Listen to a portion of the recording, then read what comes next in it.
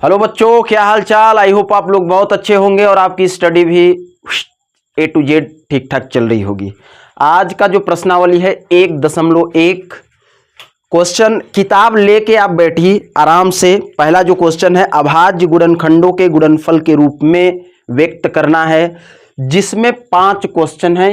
ये प्रश्नावली 1.1 का पहला क्वेश्चन है, ठीक है।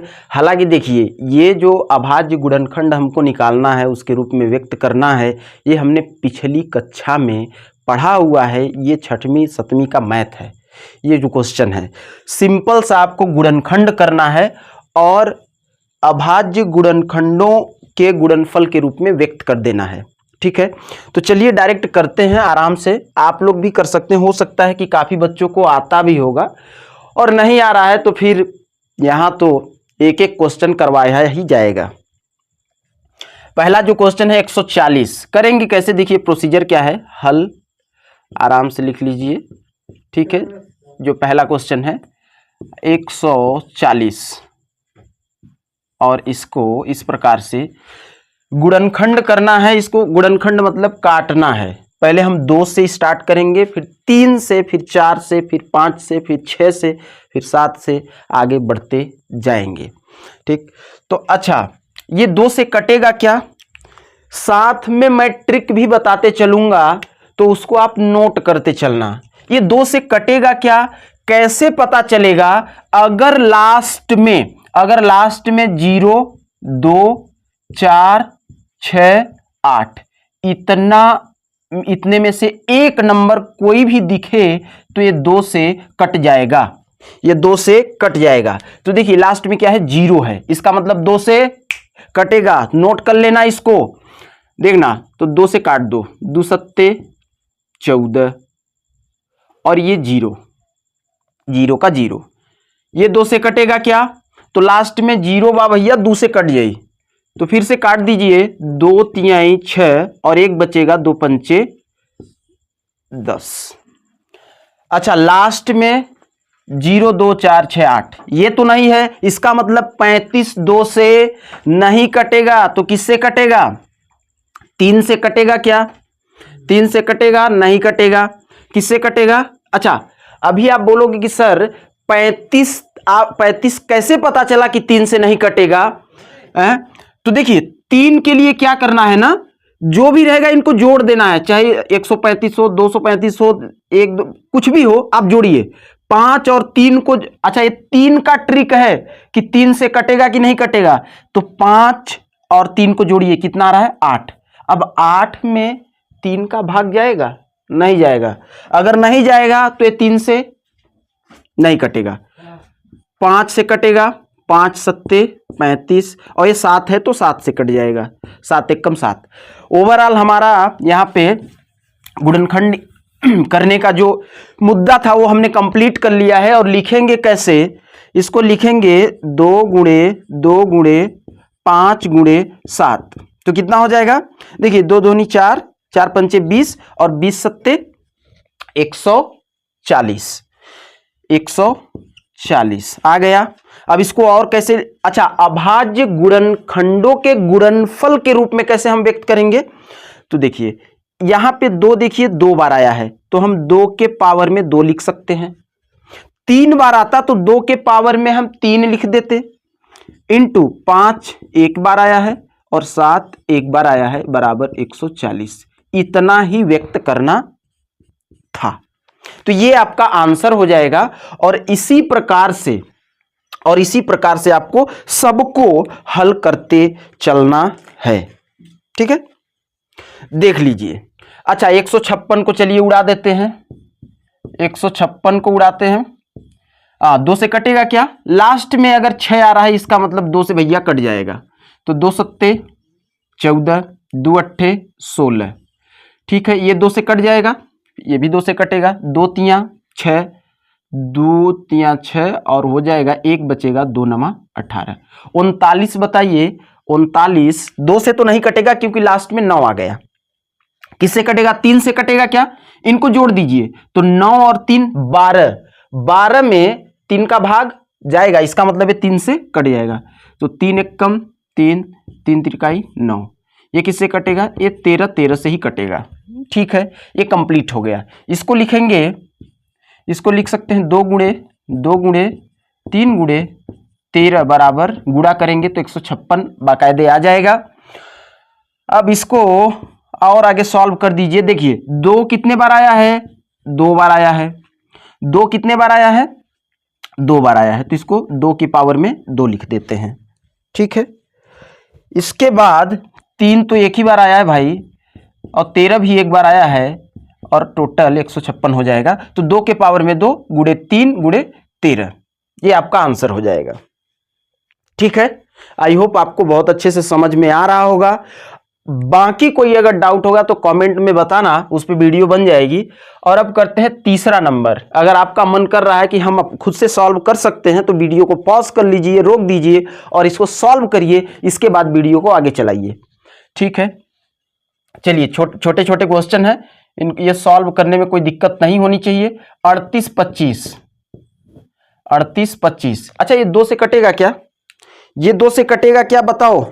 लास्ट में 0, 2, 4, 6, 8 अगर है तो 2 से कटेगा, और नहीं तो नहीं कटेगा। 3 के लिए क्या ट्रिक होता है कि 3 के लिए सारी संख्याओं को आप जोड़ दीजिए। देखिए 5, 2, 7 और 8, 15, 15, 3, 18। तो भैया 18 में 3 का भाग जाएगा ना, तो 3 छक 18, इसका मतलब ये 3 से कट जाएगा। ठीक है, 3 का ट्रिक यही होता है कि सबको जोड़ दीजिए और 3 से भाग दीजिए, अगर जा रहा है तो 3 से कटेगा। तो 3 से कटेगा मतलब हम इसको काट लेते हैं। 3 एक कम 3, 3 दूनी 6, बचा 2, ये हो जाएगा 22, और 3 सत्ते 21, एक बचा और 15 हो जाएगा, 3 पचे 15। ठीक है, 3 से कटा है तो फिर 3 से कटेगा कि नहीं कटेगा, फिर आप देख लीजिए क्या हो जाएगा। 3 से देखिए 7, 5, 12, 2, 14, 1, 15, मतलब 3 से फिर कटेगा। तो 3 चौक 12 और 3 दूनी 6, 3 पचे 15। अच्छा, ये 3 से कटेगा क्या? ये 3 से कटेगा क्या? इसको जोड़िए सबको, तो 5, 2, 7, 7, 4, 11। 11 में 3 का भाग नहीं जाएगा, इसका मतलब ये 3 से नहीं कटेगा। आप चेक भी कर सकते हो। देखो 3 एक कम 3, एक बच जाएगा, 3 चौक 12 और 5 नीचे आ जाएगा। तो 3 से तो बिल्कुल नहीं कटेगा। अब कटेगा किससे? 4 से भी नहीं कटेगा, 5 से कटेगा। तो 5 के लिए क्या ट्रिक होता है? 5 को हम कैसे पहचानेंगे कि 5 से कट जाएगा? तो लास्ट में अगर 0 हो और 5 हो, ये 2 संख्या अगर हैं तो ये 5 से कट जाएगा। तो यहाँ 5 है, इसलिए हम 5 से काटेंगे। तो 5 अट्ठे 40, बच गया 2, 5 25। फिर लास्ट में 5 आ गया तो फिर 5 से कटेगा। 5 एक कम 5, 5 सत्ते 35। अब 17 तो आप ही जान रहे हैं कि 17 भाई 17 से ही कटेगा, तो 17 से काट दीजिए। 17 एक कम 17। अब इसको आप लिख दीजिए गुणनफल के रूप में, इसको गुणनफल के रूप में लिख दीजिए बच्चों। तो कितना हो जाएगा? 3 गुणे 3 गुणे 5 गुणे 5 गुणे 17, ये हो जाएगा। और गुणा करेंगे तो ये आ भी जाएगा 38, 25। आप चेक कर लीजिएगा। और इसको देखिए, अब ये 3 कितनी बार आया है? 2 बार, तो 3 के पावर में हम 2 लिख देंगे। 5 कितनी बार आया है बच्चों? तो 5 भी आया है 2 बार, तो 5 के पावर में 2 लिख देंगे। और 17 एक बार आया है तो 17 एक बार लिखेंगे, और यहां पे हो जाएगा 38, 25। यही आपका हो जाएगा आंसर। ठीक है, तो चलिए अब हम सॉल्व करते हैं। क्वेश्चन नंबर 4 को 5005 को। ठीक है, 5005। ठीक है, ये कैसे कटेगा? 2 से तो नहीं कटेगा। 3 से कटने के लिए सबको जोड़िए। 3 से भाग अगर चला जाएगा तो 3 से कटेगा, नहीं तो नहीं कटेगा। तो 5 और 5 10 होगा, 10 में 3 का भाग नहीं जाएगा, यानी 3 से भी नहीं कटेगा। तो हम इसको काटते हैं 5 से। ठीक है, तो 5 एक कम 0 0, 5 एक कम 5, ये आ गया 1001। अब 3 से कटेगा क्या? तो 2, 1 और 1 अगर सबको जोड़ेंगे तो 2 आएगा, 3 का भाग नहीं जाएगा, तो 3 से भी नहीं कटेगा। 5 से कटने के लिए लास्ट में क्या होना चाहिए, 5 या 0। तो 5 0 नहीं है, इसका मतलब 5 से भी नहीं कटेगा। इसको हम काटने का प्रयास करते हैं 7 से। 7 से देखिए, 7 एकम 7 और बच गया 3, हो गया 30। तो 7 चौक 28 आया, 2 बचा 2 और ये हो जाएगा 21। तो 7 त्रिक 21, ठीक है। 7 से तो कट गया भाई। 7 के बाद 8 से तो नहीं कटेगा, 9 से भी नहीं कटेगा। इसको हम लोग काट देते हैं 11 से। कटेगा क्या, 11 एकम 11 और बच गया 3, ठीक है। 11 से कट जाएगा, 11 से कटेगा तो 11 एकम 11, 3 बचेगा, 11 तिहाई 33 और फिर इसके बाद 13 से काट दीजिए, 13 एकम 13। अब इसको अभाज्य गुणनखंड के रूप में अगर व्यक्त करना है तो हम इसको लिखेंगे सीधा 5 गुणे 7 गुणे 11 गुणे 13 बराबर 5005। ये हो जाएगा आंसर आपका, ठीक है। 5 गुणे 7 गुणे 11 गुणे 13, ठीक है, 5005। अब लास्ट क्वेश्चन बचा है। लास्ट क्वेश्चन क्या है कि 74 29। ये आपके लिए होमवर्क है और इसको आपको करके आना है और कमेंट सेक्शन में आपको बता देना है। तो बच्चों अब चलिए करते हैं क्वेश्चन नंबर 2। अब क्वेश्चन नंबर 2 क्या कहता है, पूर्णांकों को निम्नलिखित युग्मों के HCF तथा LCM ज्ञात कीजिए तथा जांच कीजिए कि दो संख्याओं का गुणनफल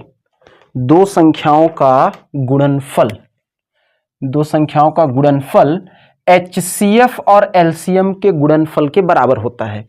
ये जांच करना है हमको, ठीक है। क्या कहता है, पूर्णांकों को निम्नलिखित युग्मों के HCF तथा LCM निकालना है।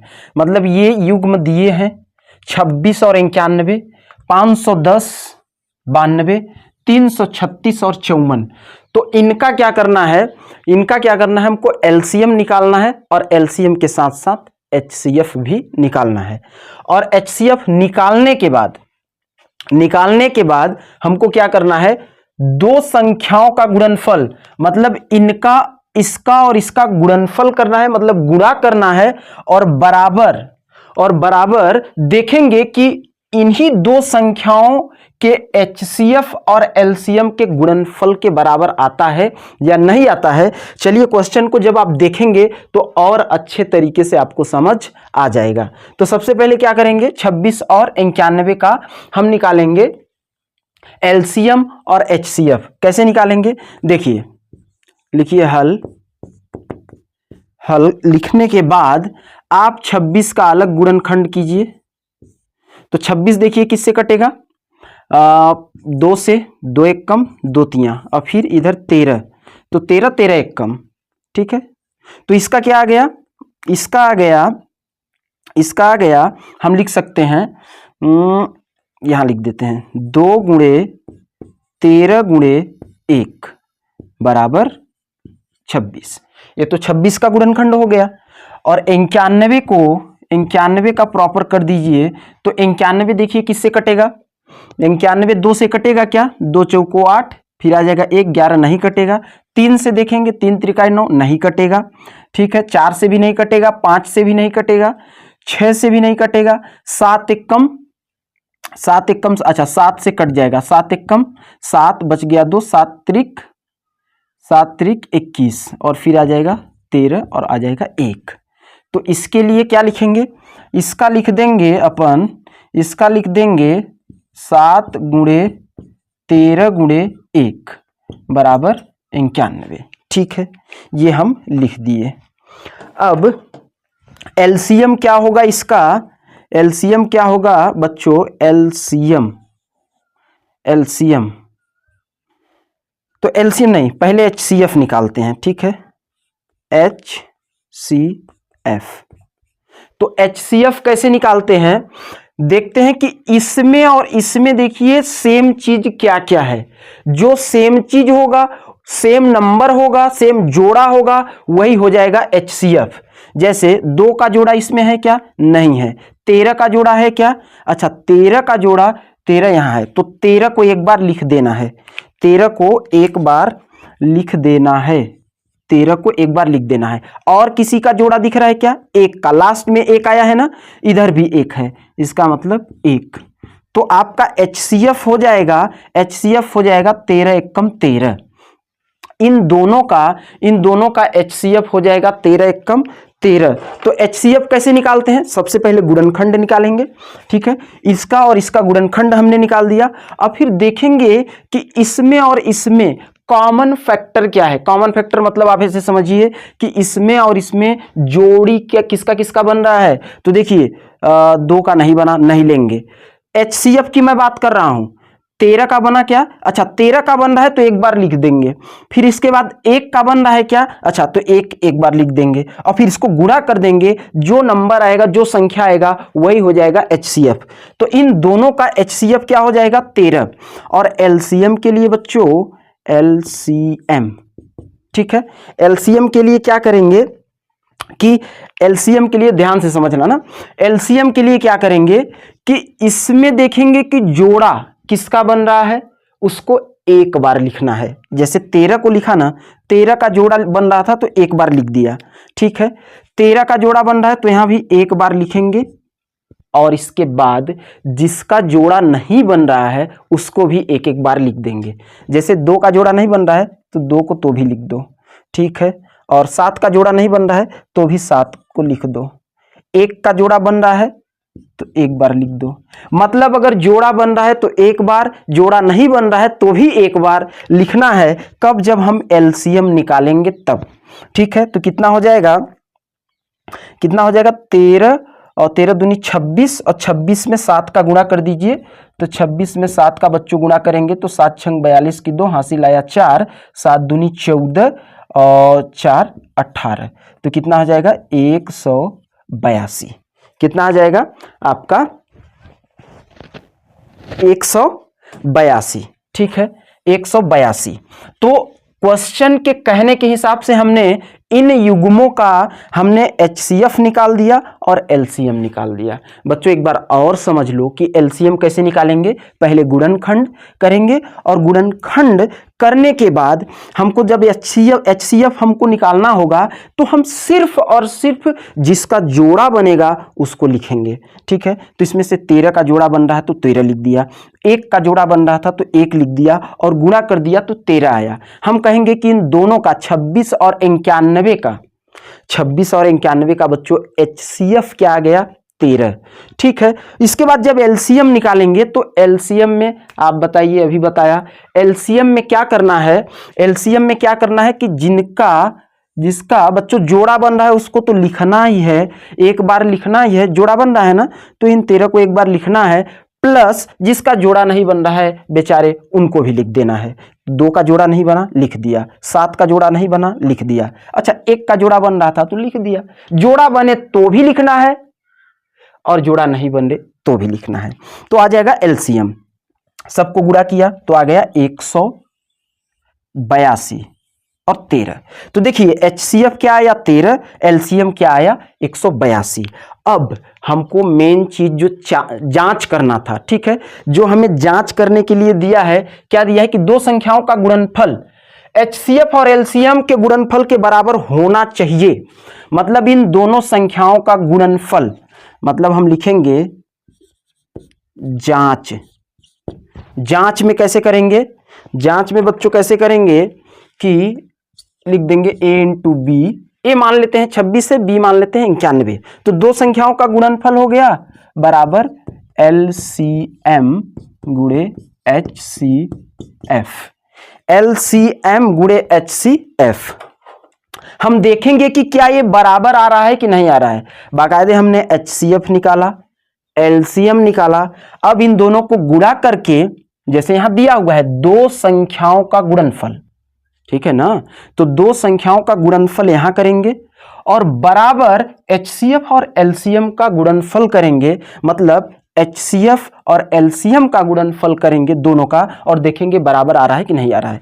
तो क्या करेंगे कि 26 गुणे 91 बराबर आना चाहिए 13 गुणे 182। ठीक है, 13 गुणे 182 आना चाहिए। तो देखते हैं 26 का 91 में, अच्छा 91 गुणे 26 करते हैं। ये दोनों बराबर आ रहा है कि नहीं आ रहा है? ठीक है, तो 26 और 91, तो ये हो जाएगा 6 और ये हो जाएगा 2, 9 6 9 54 की 4, हासिल आ गया 5 और ये आ जाएगा 9 दूनी 18, 18 5 23, तो ये आ गया 6 6 और 23। तो इधर आ रहा है बच्चों, इधर आ रहा है 23 66 और इसके बाद 182 में 13 का गुणा करेंगे, 182 में 13 का, तो 13 दूनी 26 की 6, हासिल आ गया 2, 13 अट्ठे 104 और 2 106, हासिल आ गया 10, 13 कम 13 और 23। तो कितना आ गया? 13 का 182 में जब हमने गुणा किया तो 23 66। तो ये देखिए बराबर आया कि नहीं आया? बराबर आया कि नहीं आया? बिल्कुल आया। तो हमने क्या किया, जैसे क्वेश्चन में दिया था कि इन दो युग्मों का हमको HCF और LCM निकालना है, तो HCF और LCM हम यहाँ पे निकाल लिए। निकालने के बाद हमने क्या किया कि जांच कीजिए कि दो संख्याओं का गुणनफल, मतलब इन्हीं दो संख्याओं का गुणनफल, ये देखिए ध्यान से देखिए, इन दो संख्याओं का गुणनफल उसके HCF और LCM के गुणनफल के, मतलब HCF और LCM के गुणनफल के बराबर आना चाहिए, जांच करना था और हमने जांच कर दिया। तो ये हो गया आपका उत्तर। इसी प्रकार से आपको दूसरा और तीसरा सॉल्व करना है। ठीक है, तो चलिए दूसरा क्वेश्चन अब सॉल्व करते हैं। क्या है? 510 और 92। ठीक है, क्या है? 510 और 92। आप वीडियो को रोक करके आप सॉल्व कर भी सकते हो, बाकी मैं यहाँ पे तो करूँगा ही। ठीक है, इसको ये कर लेते हैं ऐसे। ठीक है, 510 देखिए किससे कटेगा? 2 से कटेगा क्या? बिल्कुल कट जाएगा, क्योंकि लास्ट में 0 है तो 2 से कटेगा। 2 दूनी 4, बच गया 1, 2 पंचे 10, 2 पंचे 10। ये किससे कटेगा? 3, अच्छा 2 से तो नहीं कटेगा, 3 से देखिए, 3 3 7 21, 3 अट्ठे 24, बचा 1, 3 पचे 15। अच्छा कैसे हमको पता चला कि ये 3 से कटेगा? तो देखिए ट्रिक होता है, अगर संख्या के लास्ट में 0 2 3 2 4 6 8 अगर ये सब है, अगर बच्चों ये सब है तो वो 2 से कट जाएगा, हर हाल में 2 से कटेगा।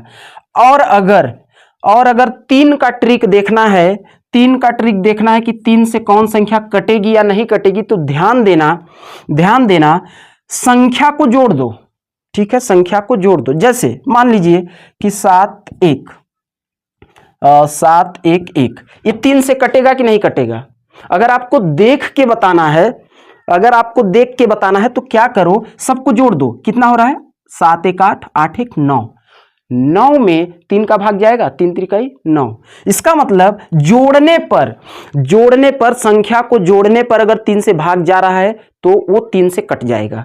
अब काट के देख लीजिए, 3 दूनी 6, 1 1, 3 त्रिकाई 9, बच गया 2, उतर गया 1, 3 सत्ते 21। तो हमने इसको जोड़ा 2 5 5, इसको जोड़ा हमने और देखा 5 5 10, 10 2 12, 12 में 3 का भाग जाएगा, 3 चौक 12, इसलिए हमें पता चला कि 3 से कट जाएगा। तो 3 से कटने के लिए आप ध्यान रखेंगे कि 3 से कटने के लिए जोड़ दो, संख्या को जोड़ दो, 3 से भाग दे दो और देखो अगर भाग जा रहा है तो संख्या 3 से कट जाएगी।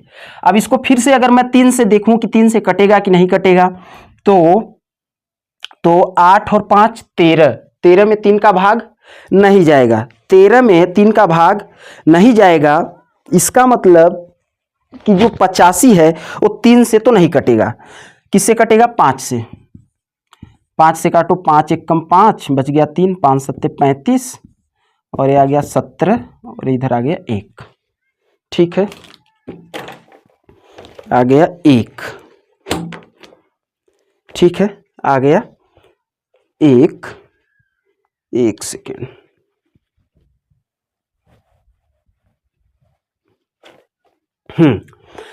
तो इसको हम कैसे लिखते हैं? 2 गुणे 3 गुणे 5 गुणे और 17 गुणे 1 बराबर 510। ठीक है, अब 92 को कैसे करेंगे, 92 को कर दीजिए, 2 से देखिए कट जाएगा, 2 चौको 8, 2 छक्का 12, 2 दूनी 2 तिहाई 23। तो आप जानते हैं कि 23 सिर्फ और सिर्फ 23 से कटेगा।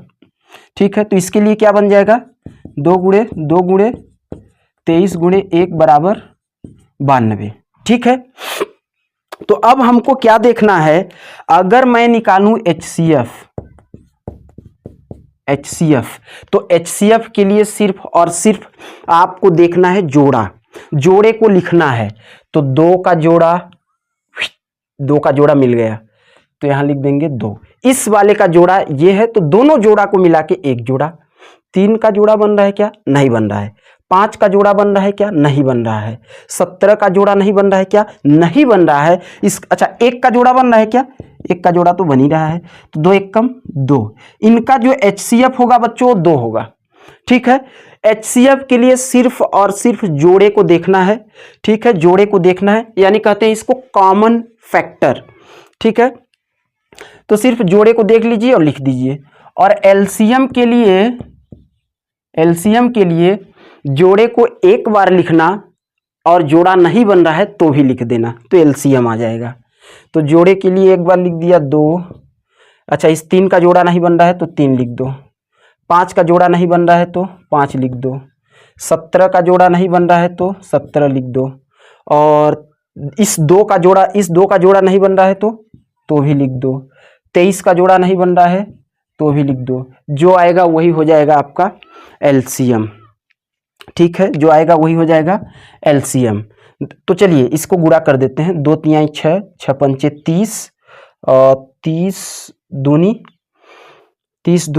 60, मतलब 60 गुणे 17 गुणे 23 बराबर, जो आएगा वही हो जाएगा आपका LCM। जो आएगा वही हो जाएगा आपका LCM। ठीक है, 2 गुणे 3 गुणे 2 गुणे 5 गुणे 23 17। ठीक है, 2 3 5। ठीक, तो इसको आप मल्टीप्लाई करोगे। मल्टीप्लाई चलिए करके देख लेते हैं। ठीक है, तो मल्टीप्लाई करते हैं। 60 में पहले 17 का कर लेते हैं। ठीक है, करके पूरा एक एक चीज हम लोग करेंगे। ठीक है, 60 में 17 का तो 0 हो जाएगा। 7 छंग 42 की, 7 छंग 42 के लिए 42 ही हो जाएगा, और ये 0 और ये हो जाएगा 6, तो ये 0 हो गया, 2 हो गया, और ये हो जाएगा 10। ठीक, 60 में जब 17 किया तो इतना आया। फिर 23 से गुणा कीजिए, इसमें 23 से गुणा कर देंगे, इसमें 23 से गुणा कर देंगे तो 0 3 दूनी 6, फिर 0 3 एक कम 3, और इसके लिए 2 के लिए 0 2 दूनी 4, फिर इसके लिए 0, फिर 2 एक कम 2, ये जाएगा 0, और ये आ जाएगा 6, ये जाएगा 4 3 2, 23,460। कितना आ गया, 23,460। तो बच्चों LCM आ गया 23,460 और HCF आ गया 2। तो हमने HCF और LCM तो निकाल लिया, और HCF और LCM निकाल लिया है। अब हम करेंगे चेक, हम करेंगे जांच कि दो संख्याओं का गुणनफल, मतलब 510 और 92 का जो गुणनफल होगा, जांच के लिए जांच लिख दीजिए और A गुणे B लिखिए और बराबर करिए HCF गुणे LCM। समझ रहे हो, A गुणे B मतलब इन दोनों का गुणनफल, दो संख्याओं का गुणनफल बराबर होना चाहिए इन्हीं के HCF और LCM के गुणनफल के बराबर। तो 510 गुणे 92, ये लिख देते हैं 510 गुणे 92 बराबर HCF और LCM। तो HCF कितना आया है 2 गुणे LCM कितना है बच्चों, LCM है 23,460।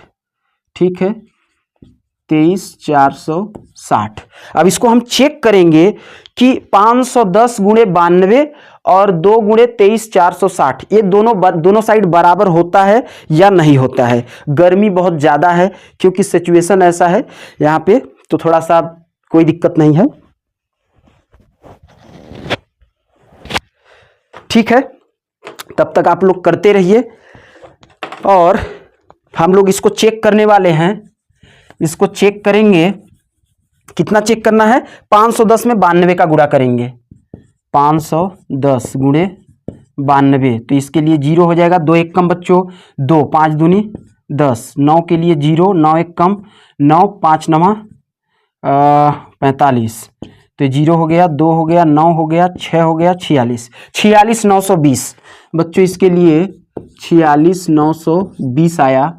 अब 23,460 में 23,460 में गुणे 2 करेंगे, तो 2 के लिए 0, 6 दूनी 12 की 2, 4 दूनी 8 एक 9 और 3 दूनी 6, 2 दूनी 4, 46,920, 46,920 यहाँ भी है और 46,920 यहाँ भी आ गया। ठीक है, 46,920 यहाँ भी आ गया। एक बार चेक कर लेते हैं आंसर सही है कि नहीं है। 46,920 बिल्कुल। तो हमने क्या किया, जैसा क्वेश्चन में दिया था कि दोनों का HCF और LCM निकाला। ठीक है, इन दोनों का HCF और LCM निकाल दिया और इसके बाद दो संख्या हमको जांच कीजिए, जांच भी हमने किया कि दो संख्याओं का गुणनफल मतलब 510 और 92 का जो गुणनफल है वो बराबर HCF और LCM के बराबर। ठीक है, HCF और LCM इन दोनों के बराबर आ रहा है कि नहीं आ रहा है, उनके गुणनफल के बराबर। तो हमने देखा आया। ठीक है, ठीक है बच्चों। तो अब इसको आप देख लीजिए, एक बार स्क्रीनशॉट ले लीजिए, नहीं तो मैं इसको मिटाऊंगा अब। ठीक, इसको मिटाते हैं और तीसरा क्वेश्चन हम सॉल्व करेंगे। अब तीसरा क्वेश्चन सॉल्व करेंगे तो उसके लिए इसको मैं मिटा देता हूं, इसको अपन मिटा देते हैं बाकायदा। तीसरा क्वेश्चन तब तक आप लोग सॉल्व करते रहिए, बैठना नहीं है आप। जैसे अपन मेहनत कर रहे हैं तो साथ में मेहनत करेंगे, ईमानदारी से मेहनत करेंगे। जो भी डाउट अगर आपको होगा तो आप कमेंट सेक्शन में आप बताइएगा, मैं उसको सॉल्व करने की पूरी कोशिश करूंगा। तो अब देखिए, इस तीसरे नंबर को मैं कर रहा हूं कि सबसे पहले क्या करेंगे, HCF और LCM निकालेंगे। तो हम उसके लिए हमको पहले गुणनखंड करना पड़ेगा। ठीक है, हल 336। ठीक है, 336 को पहले 2 से देखिए डिवाइड करिए, तो 2 एक कम 2 बच गया, 1 2 छक्का 12, 1 बच गया, 2 अट्ठे 16।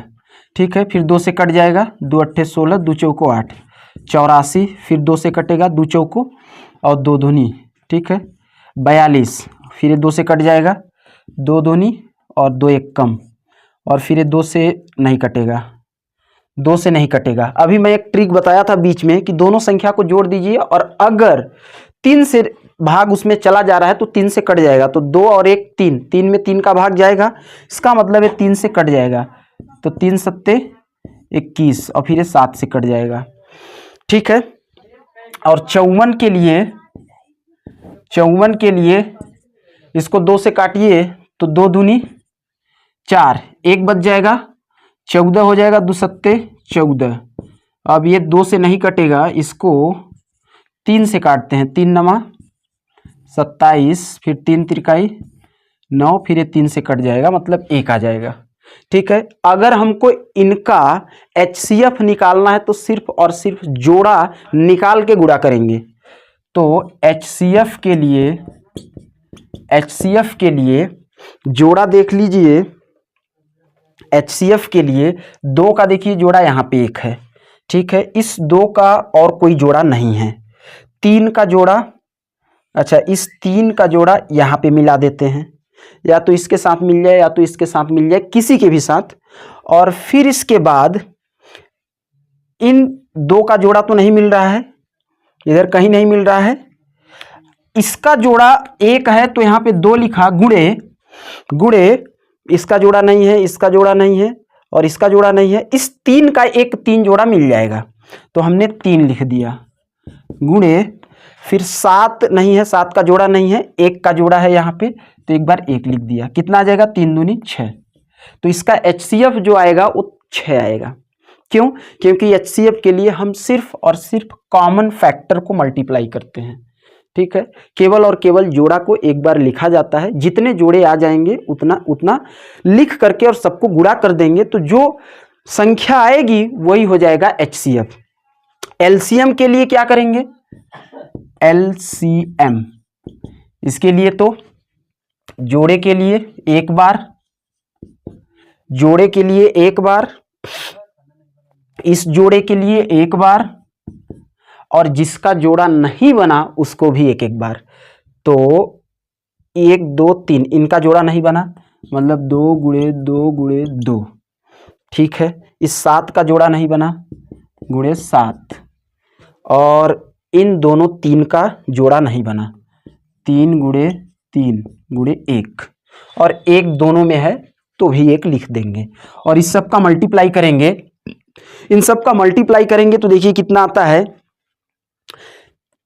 3 दूनी 6, 6 दूनी 12, 12 दूनी 24, 24 दूनी 48, ठीक है। 48 गुणे 7 त्रिक 21 और 21 तिया 63, मतलब इसको हम लिख देते हैं 63, और 63 में 48 का गुणा कर देते हैं तो हमको LCM आ जाएगा, ठीक है। 63 में 48 का गुणा करेंगे तो 8 त्रिक 24 की 4, हासिल आ गया 2, 8 छंग 48, 8 छंग 48 और 2 50, 4 तिहाई 12 की 2, हासिल आ गया 1, और 6 चौको 24 और 1 25, तो आ जाएगा 4 2 0 3, 30 24, ये आ जाएगा 30 24। तो आपका LCM जो आ रहा है बच्चों, LCM जो आ रहा है 30 24 आ रहा है। कितना आ रहा है? 30 24। तो हमारे पास HCF भी आ गया और LCM भी आ गया। अब हम करेंगे जांच। तो जांच के लिए इसको मैं यहां से सॉल्व कर देता हूं। जांच के लिए मिटा देता हूं इसको। जांच के लिए क्या करेंगे हम कि दो संख्याओं का, जांच के लिए होता क्या है, दो संख्याओं का गुणनफल, मतलब 336 और 54 का गुणनफल, यानी A गुणे B बराबर HCF गुणे LCM, ये बराबर आना चाहिए। यानी 336 गुणे 54, 336 गुणे 54 बराबर कितना होना चाहिए? HCF और LCM, तो HCF आपका 6 है और LCM है 30 24। तो 336 में पहले 54 का गुणा कीजिए। 336 में 54 का गुणा कितना आता है? 4 छंग 24 की 4, हासिल आया 2, 4 तिहाई 12, 2 14, हासिल 1, 4 तिहाई 12, 1 13, 5 छक्का 30, हासिल आ गया 3, 5 तिहाई 15, 3 18, हासिल आ गया 1, 5 तिहाई 15, 1 16, ठीक है। तो ये आ गया 4, ये भी आ गया 4, 8 और 3 11 की 1, 6 1 7 1 8 और ये 1, 18 144। कितना आ गया? 18 144 बच्चों, 18 144।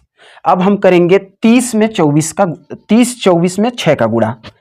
तो 30 24 में 6 का जब गुणा करेंगे तो 6 चौको 24 की 4, हासिल आ गया 2 और 6 दूनी 12, 13 1 14 की 4, हासिल 1, तो 6 0 1, हासिल जुड़ जाएगा और 6 त्रिक 18, 18 144। यहाँ भी आ रहा है 18 144। तो ये था आपका जांच, ठीक है। तो क्वेश्चन नंबर दूसरा कंप्लीट हो गया है। अब हम करेंगे क्वेश्चन नंबर तीसरा, ठीक है। पर जो 3 है, अभाज्य गुणनखंड विधि द्वारा पूर्णांकों का HCF और LCM निकालना है।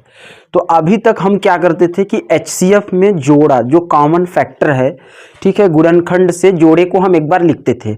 अब इसमें क्या है कि अब 3 3 संख्याओं का हमको क्या निकालना है? HCF निकालना है। ठीक है। तो अब हम क्या करेंगे कि यहाँ पे तीन तीन संख्याओं का HCF हमको निकालना है और LCM भी निकालना है। तो सबसे पहले 12 का, देखिए 12 का अगर हम गुणनखंड बनाएं तो ये किससे कटेगा, 2 से कट जाएगा, ठीक। तो 2 छक्का 12, 2 तिया 6 और ये कटेगा 3 से, 3 एकम 3, तो ये हो गया।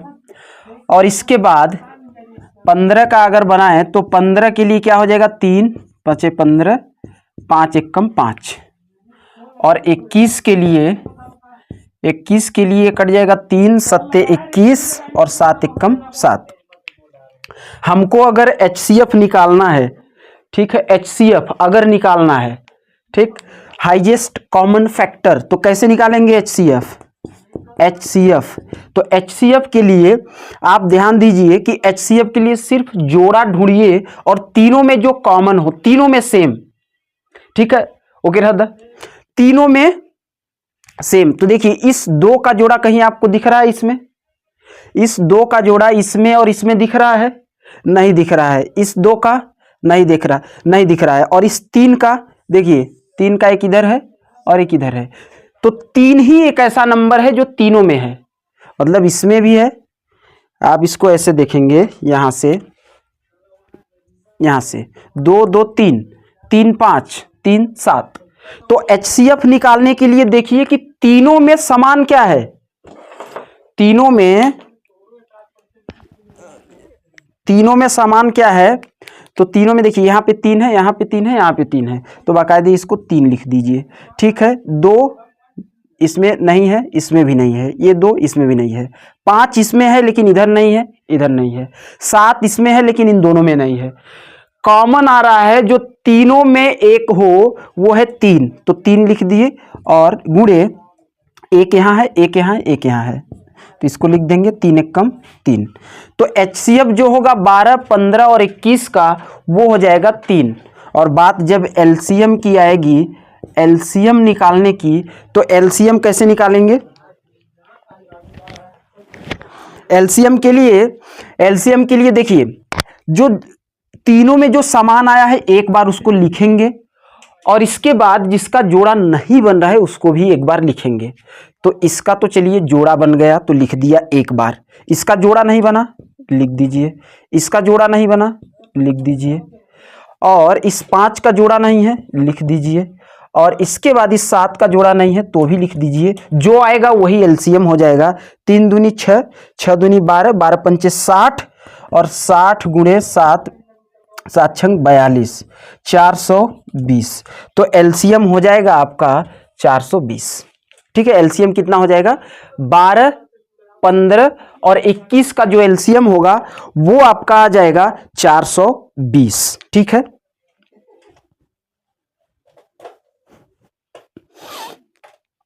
तो ये आ जाएगा 420। अब इसके बाद हम देखेंगे 17 23 29। अच्छा 17, तो देखिए 17 एकम 17, 23 तो 23 से ही कटेगा, 29 भी आपका 29 से कटेगा। मतलब इसके लिए क्या हो रहा है, कि HCF अगर हम निकालना चाहें HCF, तो तीनों में कौन सा चीज समान है, तो तीनों में एक समान है, तो हम एक लिख देंगे, एक लिखेंगे, ठीक है। 17 यहाँ है, इधर नहीं है, 23 यहाँ है, दोनों में नहीं है, 29 एक में है। तो HCF के लिए हम उसी संख्या को लिखते हैं, उसी फैक्टर को लिखते हैं जो तीनों में समान हो। तो तीनों में समान एक है, तो इन तीनों का HCF बच्चों एक हो जाएगा। और LCM के लिए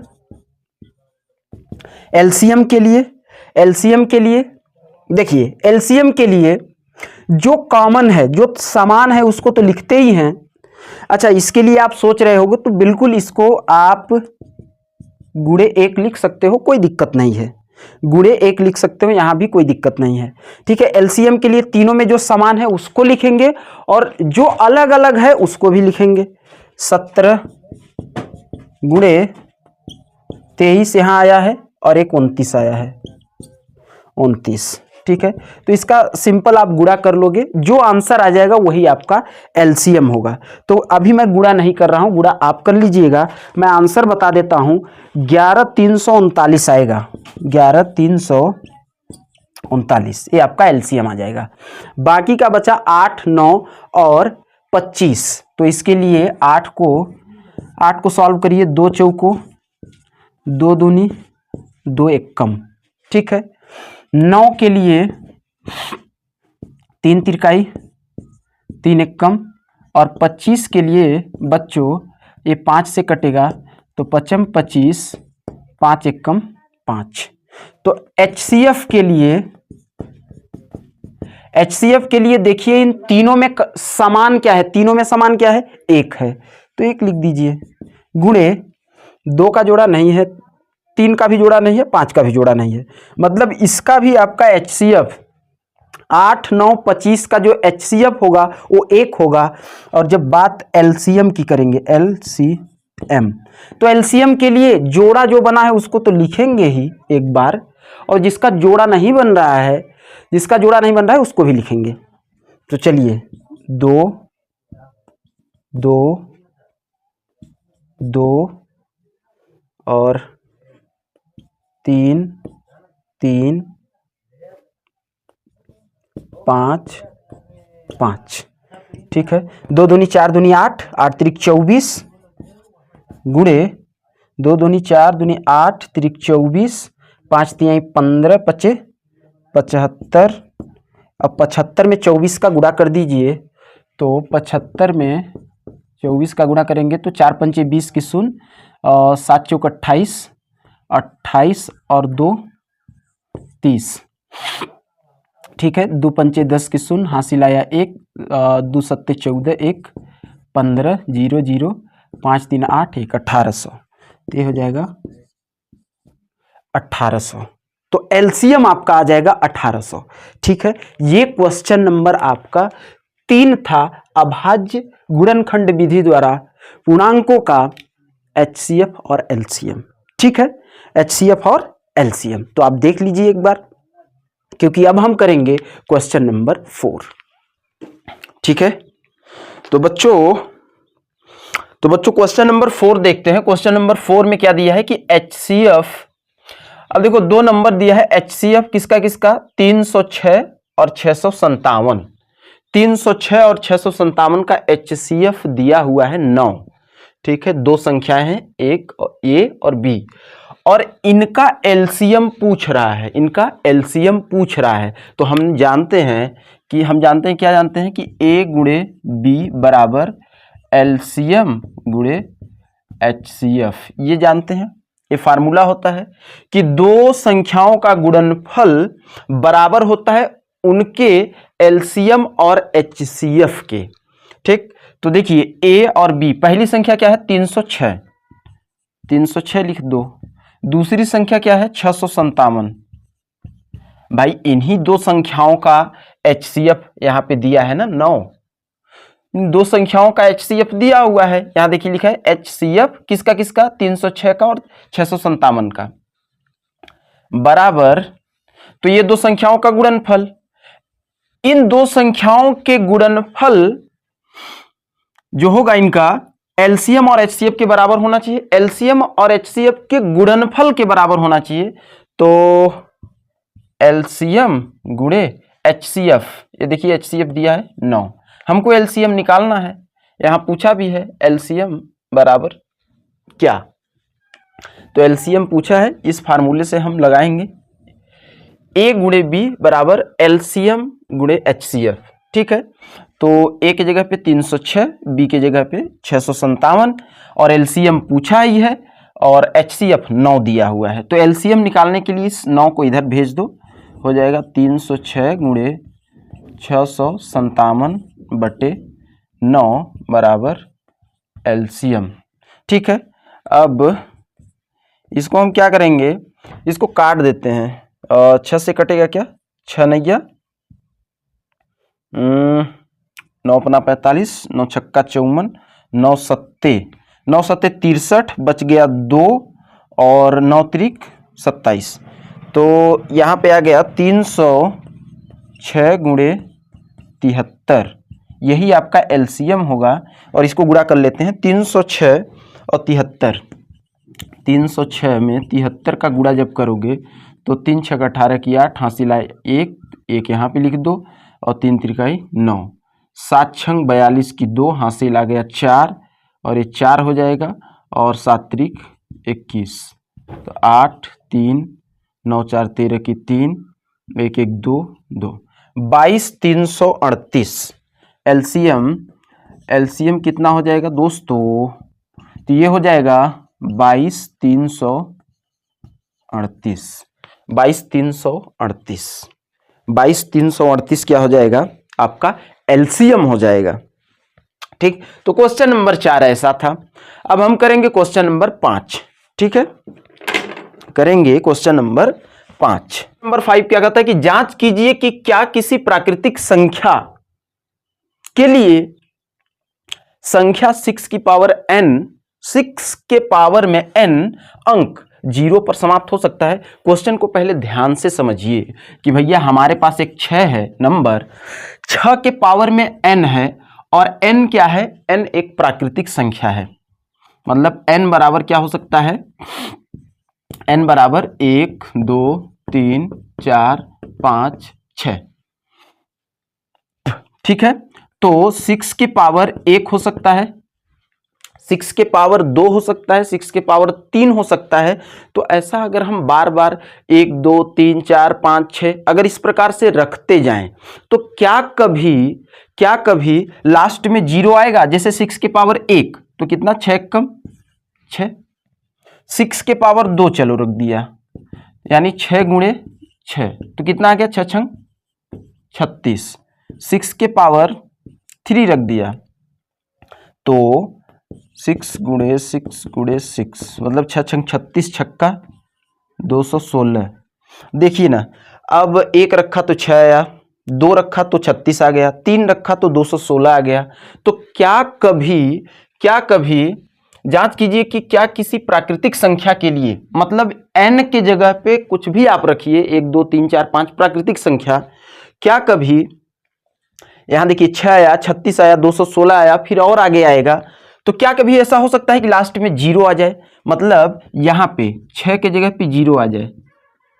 ये जब भी आप 6 के पावर 4 रखिए, 6 के पावर 4 रखिए और फिर देखिए 6 के पावर 5 रखिए, फिर देखिए कि क्या लास्ट में, देखिए लास्ट में 6 आ रहा है, तो क्या लास्ट में 0 आ सकता है क्या? लास्ट में 0 आ सकता है क्या, ये पूछा हुआ है। तो वैसे भी आप देख रहे हैं कि 6 के पावर में 1 रखा 6 आया, 6 के पावर में 2 रखा तो 36 आ गया, फिर लास्ट में 6 आया, 6 के पावर में 3 रखा तो देखा लास्ट में फिर से 6 आ गया। तो ये तो संभव बिल्कुल नहीं है, क्योंकि आप 1 2 3 4 5 कुछ भी रखेंगे लास्ट में 6 आएगा, लास्ट में क्या आएगा? 6 आएगा। पावर में कुछ भी रखें तो इसको लिखेंगे कैसे? बात आती है लिखने के लिए, तो हम इसको लिखेंगे कैसे?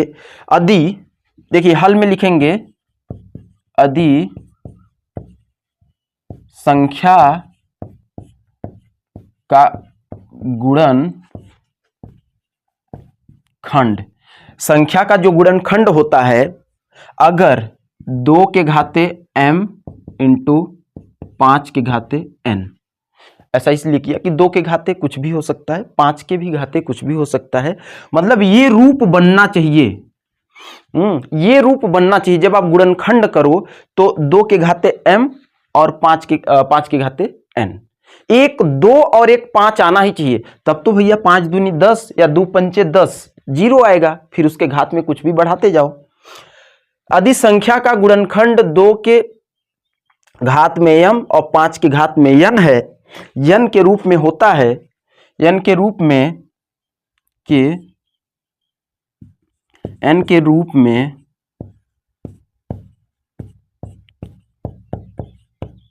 होता है, n के रूप में होता है तो संख्या 0 पर समाप्त होती है, होता है तो संख्या 0 पर समाप्त होती है, जबकि जबकि 6 के पावर n जो है, 6 के पावर में जो n है, यह 2 की पावर n m इंटू 5 की पावर n का रूप नहीं है। इतना आपको लिखना है, ठीक है। जबकि 6 की पावर n यह 2 की पावर m और 5 की पावर n का रूप नहीं है, ठीक है। अब रूप नहीं है क्योंकि आप 6 को देखिए ना, 6 को आप करेंगे तो 2 गुणे 3 बनेगा कि पावर n, 2 गुणे 3 बनेगा कि पावर n, ठीक है। जबकि बनना क्या चाहिए, 2 गुणे 5 ऐसे बनना चाहिए, और ऐसे बनेगा तभी तो 0 होगा, इसलिए यह नहीं होगा, ठीक है। ध्यान से देखिए कि क्वेश्चन क्या है, बहुत ही अच्छा क्वेश्चन है, एकदम बेहतरीन कॉन्सेप्ट यहां पे आपको एक सीखने को मिलेगा, ठीक है। भाज्य और अभाज्य, ठीक है। ये पूछ रहा है कि भैया इन संख्या को और इस संख्या को बताइए कि ये भाज्य संख्याएं हैं। ये तय है कि ये भाज्य संख्याएं हैं, लेकिन क्यों हैं ये आपको व्याख्या करना है। तो सबसे पहले हम जानने का प्रयास करेंगे कि भाज्य और अभाज्य संख्या किसे कहते हैं। देखिए पहले आप जानिए अभाज्य। अभाज्य अगर आपको पता चल जाएगा तो अभाज्य के अलावा बाकी भाज्य होंगी। तो देखिए अभाज्य क्या है, जैसे 3 हो गया, 5 हो गया, 7 हो गया, 11 हो गया और 13 हो गया। तो ये संख्याएं अभाज्य संख्याएं हैं। क्यों? क्योंकि इनका जो गुणज होता है ना, इनका जो गुणनखंड होता है वो सिर्फ और सिर्फ 2 होता है। इसका मतलब क्या है सर? इसका मतलब ये है कि इसका गुणज सिर्फ 2 होगा। कितना होगा? 2। जैसे 3 अगर है तो 3 को या तो 3 गुणे 1 लिखेंगे या तो 1 गुणे 3 लिखेंगे। यही लिख सकते हैं, यही लिख सकते हैं, 3 गुणे 1 या तो 1 गुणे 3, ठीक है। और 5 को क्या लिख सकते हैं? 5 गुणे 1 या तो 1 गुणे 5। जो अभाज्य संख्याएं हैं उसको सिर्फ और सिर्फ उनका 2 गुणज होता है। उनका कितना गुणज होता है? 2। 7 को क्या लिखेंगे? 7 गुणे 1 या फिर लिखना चाहते हैं तो 1 गुणे 7। तो जिनका सिर्फ 2 गुणज होता है, जिनका सिर्फ 2 गुणज होता है वो अभाज्य संख्याएं कहलाती हैं, वो अभाज्य संख्याएं कहलाती हैं। अगर यहीं पे मैं भाज्य की ले लूं, जैसे 10 देखिए भाज्य है, तो 10 को क्या मैं लिख सकता हूं? 2 गुणे 5 गुणे 1, 2 गुणे 5 गुणे 1, 2 पंचे 10, 10 एक कम 10। और यहां पे क्या है? 3 एक कम 3, 3 एक कम 3, 5 एक कम 5, 5 एक कम 11 को आप क्या लिखेंगे भाई? 11 गुणे 1 या फिर 1 गुणे 11 बराबर 11 ही आना है। तो इसमें देखिए 2 गुणज, सिर्फ और सिर्फ 2 गुणज होता है किसके लिए? अभाज्य संख्या के लिए। जबकि भाज्य संख्या के लिए 2 से ज्यादा गुणज होता है, 3 हो सकता है, 4 हो सकता है। जैसे मैं 20 लिखता हूं तो 20 को मैं क्या लिख सकता हूं?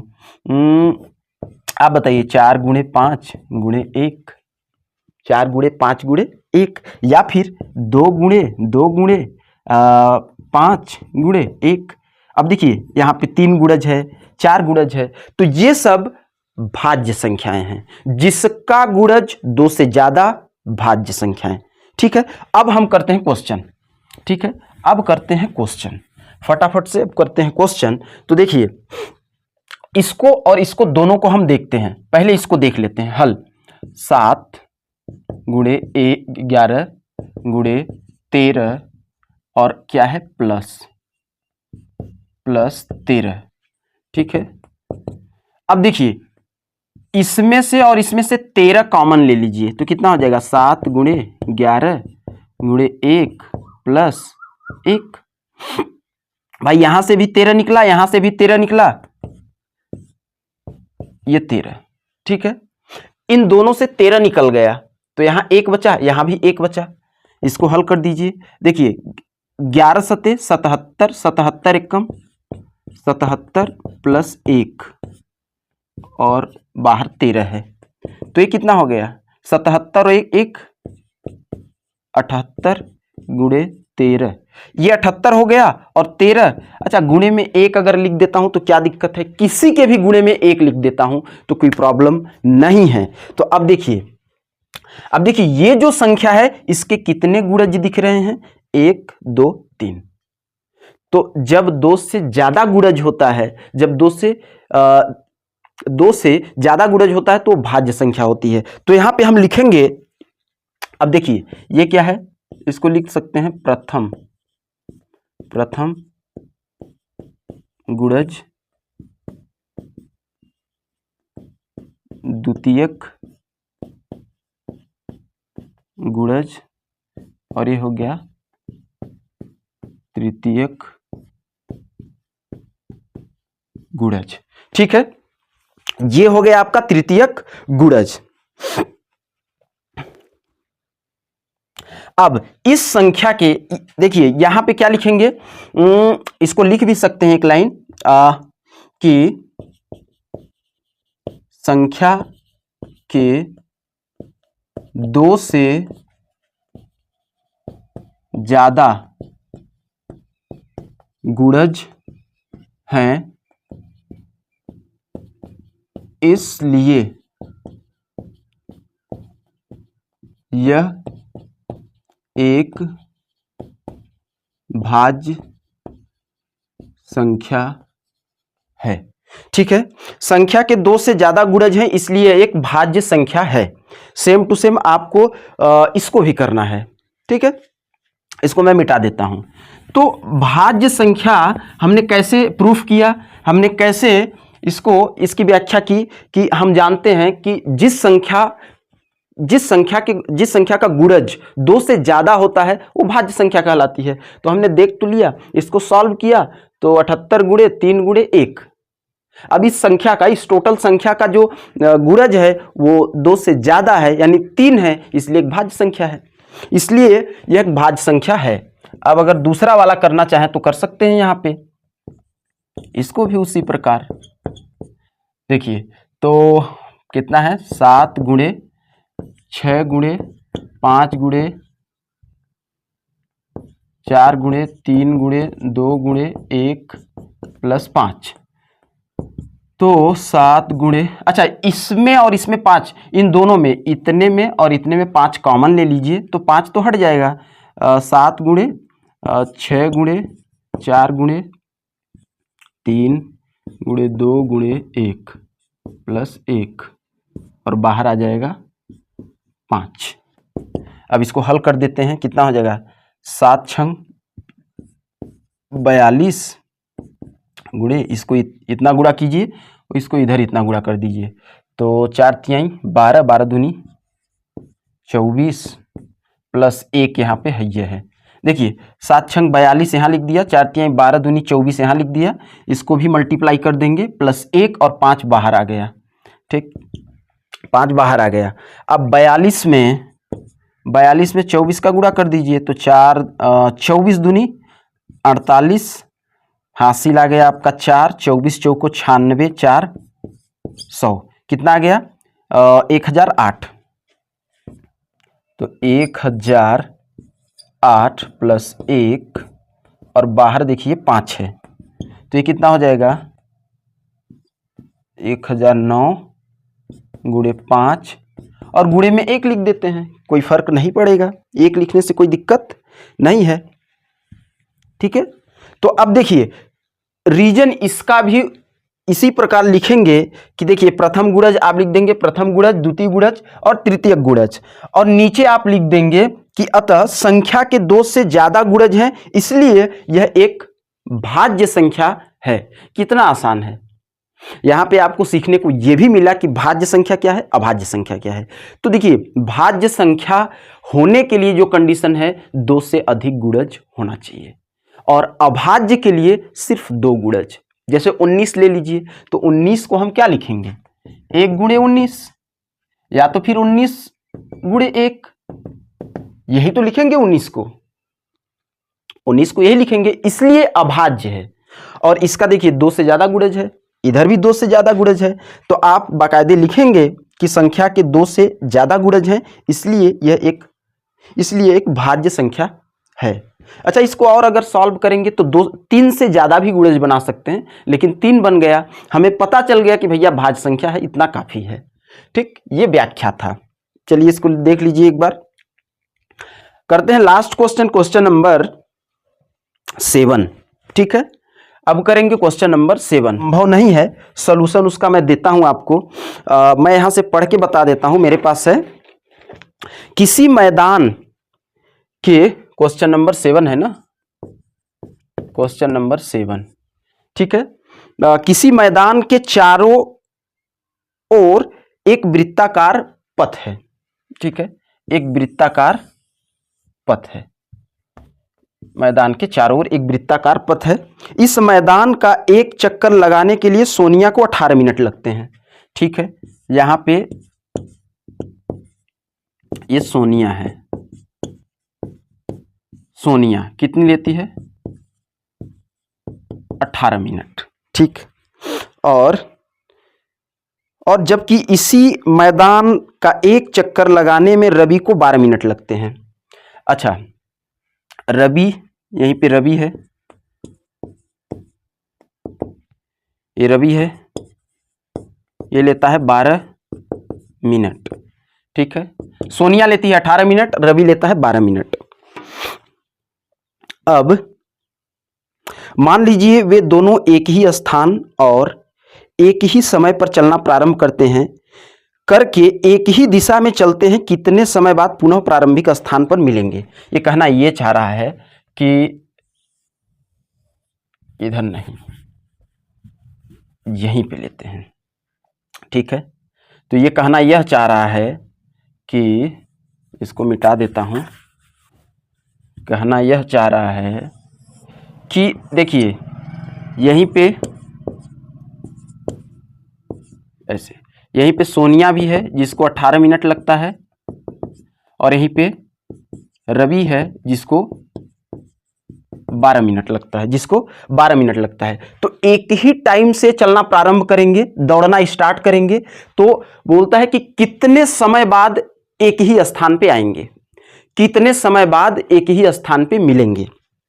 ठीक है, तो देखिए जैसे मान लीजिए कि इसको 18 मिनट लगता है सोनिया को, तो ये चलते चलते चलते चलते चलते चलते चलते 18 मिनट जब होगा तभी पहुंचेगी।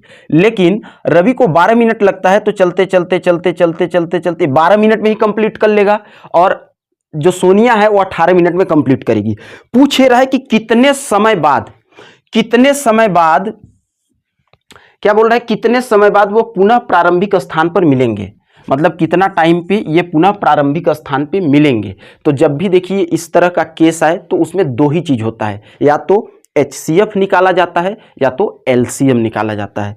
तो ये क्या पूछ रहा है कि कितने समय बाद, मतलब हमको मिनिमम टाइम चाहिए, मिनिमम टाइम चाहिए। वो तो दिन भर घूमते रहेंगे तो कई बार वो प्रारंभिक स्थान पे आएंगे, एक बार घूमते घूमते आ गए, फिर घूमते घूमते आएंगे, फिर घूमते घूमते आएंगे, लेकिन हमको मिनिमम चाहिए। मिनिमम पूछ रहा है कि कितने समय बाद, कितने समय बाद पहली बार के लिए मिनिमम ही निकालेंगे, फिर दूसरी बार के लिए ज्यादा टाइम लगेगा। तो पूछ रहा है कि मिनिमम यानी पहली बार कितने समय बाद पुनः प्रारंभिक स्थान पे पहुंचेंगे। तो पहली बार जब मिनिमम की सेंस जब मिनिमम का होता है तो वहां पे LCM निकाला जाता है। यहां पे हम लोग निकालेंगे दोनों संख्याओं का LCM। ठीक है बच्चों, यहां पे निकालेंगे LCM। तो LCM कैसे निकालते हैं, 12 का अलग कर दीजिए, 18 का अलग कर दीजिए, तो ये 2 से कट जाएगा, 2 छक्का 12 और 2 तिहाई 3 एक कम, और ये कितना हो जाएगा 2 नमा और 3 तिरकाई 3 एक कम। ठीक है, 3 एक कम। तो हम क्या करते हैं LCM के लिए, LCM के लिए बाकायदा जोड़ा देखते हैं। अगर जोड़ा है तो भी ठीक है, जोड़ा है तो एक बार जोड़े को लिख देंगे, और जोड़ा नहीं है तो भी लिखेंगे। इधर से जोड़ा है इसके लिए, और इसका जोड़ा नहीं है तो भी इसको एक बार लिखेंगे, और इसका जोड़ा नहीं है तो भी एक बार लिखेंगे। ठीक है, तो हमारा LCM आ जाएगा। मतलब अगर जोड़ा बन रहा है तो दोनों को मिला के एक बार लिखना है, कि मैं LCM की बता रहा हूं, दोनों को मिला के एक बार लिखना है, इधर दोनों को मिला के एक बार लिखना है, और बेचारा जिनका जोड़ा नहीं बना है उनको एक बार लिख देना है। ठीक है, तो इस 2 का जोड़ा नहीं बना था लिख दिया, इस 3 का जोड़ा नहीं बना था इसका भी लिख दिया। देखिए 2 तिहाई 6, 6 दूनी 12 और 12 तिहाई 36, तो 36 मिनट आपका टाइम हो जाएगा और यही हो जाएगा आंसर। तो हल लिखिए, हल बाकायदा लिख दीजिए, हल लिख के ये आपका चित्र बना दीजिए, और चित्र बनाने के बाद ये आप क्वेश्चन सॉल्व कर लीजिए इस प्रकार से। ठीक है, तो ये प्रश्नावली आपकी दोस्तों खत्म होती है, और जल्द ही हम लोग मिलेंगे नेक्स्ट प्रश्नावली में। तब तक के लिए बहुत बहुत धन्यवाद, और वीडियो को देखने के लिए बहुत बहुत आभार। और प्लीज़ ये हिंदी मीडियम के जितने भी स्टूडेंट हैं, आपके दोस्त हैं कक्षा 10वीं वाले, तो हम लोग सीरीज स्टार्ट कर दिए हैं, तो उन तक ये वीडियो जरूर पहुंचाइए। बहुत बहुत धन्यवाद, थैंक यू सो मच।